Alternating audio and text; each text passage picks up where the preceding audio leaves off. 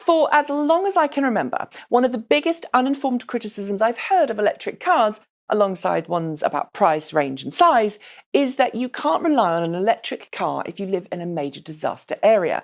Indeed, it's an argument that recently reared its ugly head in an article by Ellen R. Wald for Forbes entitled Hurricane Survival: My Chainsaw Doesn't Run on Solar Power, in which Wald stated that electric cars will not reliably transport an evacuee out of the hurricane zone through hours of heavy traffic. But while Wald, who I should note describes herself as an historian and scholar of the energy industry and Western involvement in the Middle East, and who I should note whose entire career has revolved around the oil industry, would like you to think that electric vehicles are impractical things to have if you live in an area that is disaster prone, the truth of the matter is very different.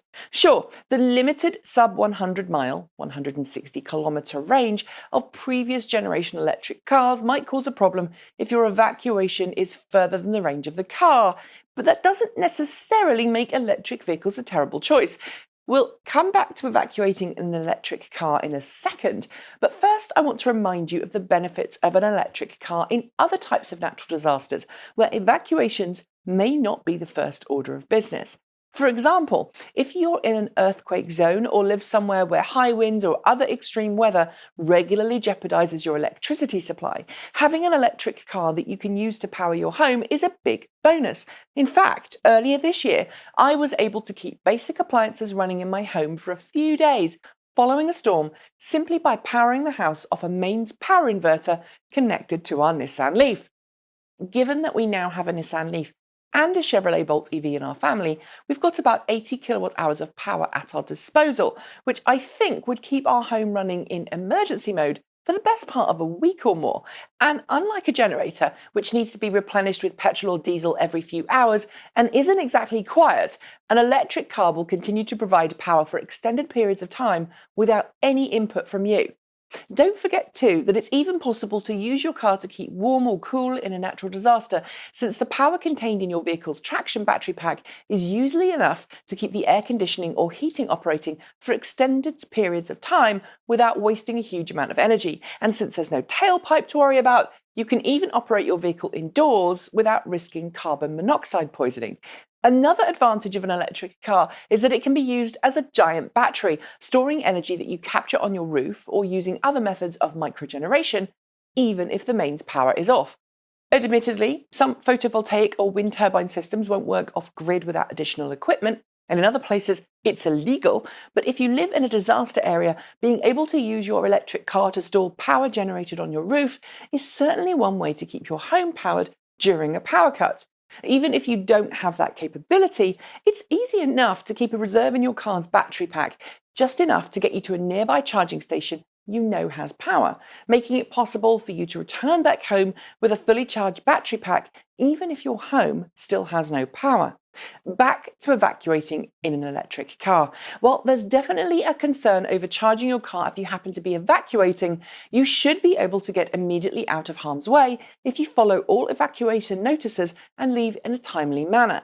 And since power generally doesn't get cut off until the thing you're evacuating from has actually hit the area, charging while escaping shouldn't be an issue. Sure, you will have to stop and charge en route, which will slow down your escape a little bit. But one look at the lines and lines and lines of cars queuing for gas during recent hurricanes should tell you that waiting for refueling is just a big problem for gas cars as it is for EVs when you're trying to escape. Indeed, if you keep your car fully charged, you should theoretically even be able to get ahead of the rush if you have a decent plan in place or a longer range electric vehicle like a Tesla or a Chevrolet Bolt EV. Can you live in an area prone to natural disasters in an EV? You bet you can. How easy it is, though, depends on your car and how prepared you are, which brings me to some final closing tips that you should follow if you're someone who lives in an area where evacuations or natural disaster-prone power cuts are common. First up, keep your car charged to a reasonable level. It doesn't have to be charged to 100%. 80 or 90% is fine in most cases, but it means that you've got the maximum power on board your vehicle for use in escaping or holding out at home. Second, If you're somewhere where evacuation is likely, have predetermined escape routes that you know, complete with details on all the charging stations en route. Have multiple escape routes in different directions if you can, and if the evacuation order comes, pick the route that has the most reliable and easiest escape route that you can manage. Third, and this one costs very little, make your own emergency backup power station using a mains inverter and a nice long extension cord rated beyond the power output of your mains inverter. Make sure you know before your power cut which appliances in your house draw the most current, and figure out which of those appliances take priority when powering them off the car. And if you'd like to know more about running your house off your electric car, check out the video I made on that topic from earlier this year.